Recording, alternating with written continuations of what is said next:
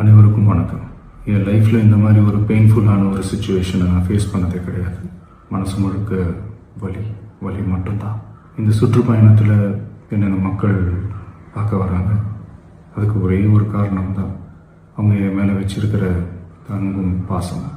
அந்த அன்புக்கும் பாசத்துக்கும் நான் எப்பவும் கடமைப்பட்டிருக்கிறேன். அதனால தான் இந்த சுற்றுப்பயணத்தில் மற்ற எல்லா விஷயங்களையும் தாண்டி மக்களுடைய சேஃப்டி, அதில் எந்த காம்ப்ரமைஸும் பண்ணிடக்கூடாதுன்றதுக்காக தான் அது என் மனசில் ரொம்ப ஆழமாக இருக்கும் அந்த எண்ணம்.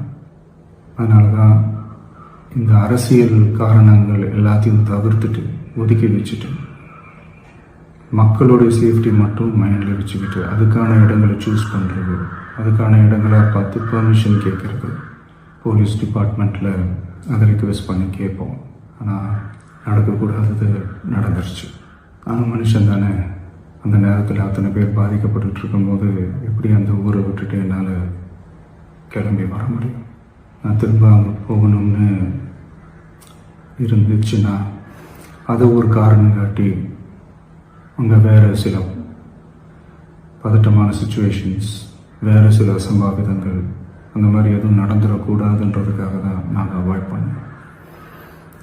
இந்த நேரத்தில் சொந்தங்களை இழந்து தவிக்கிற அத்தனை குடும்பங்களுக்கும் என்னுடைய ஆழ்ந்த இரங்கலை தெரிவிச்சுக்கிறேன். எனக்கு தெரியும், என்ன சொன்னாலும் இது ஈடையாகாதுன்னு எனக்கு தெரியும். ஹாஸ்பிட்டலில் ட்ரீட் பண்ணிகிட்ருக்கிற எல்லாருமே சீக்கிரமாக க்யூர் ஆகி வரணுன்றதை இந்த நேரத்தில் நான் வேண்டிக்கிறேன். கூடிய சீக்கிரமே உங்கள் எல்லாரையும் நான் சந்திக்கிறேன்.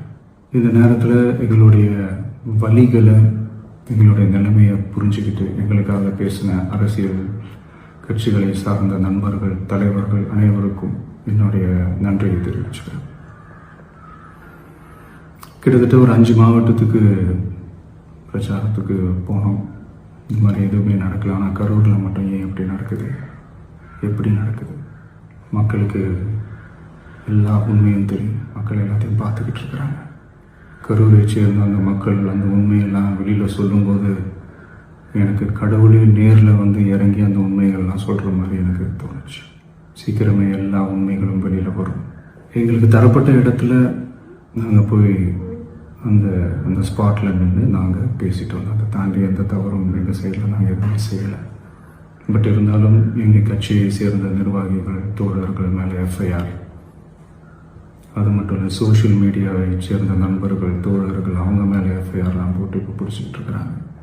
சிஎம் சார், உங்களுக்கு ஏதாவது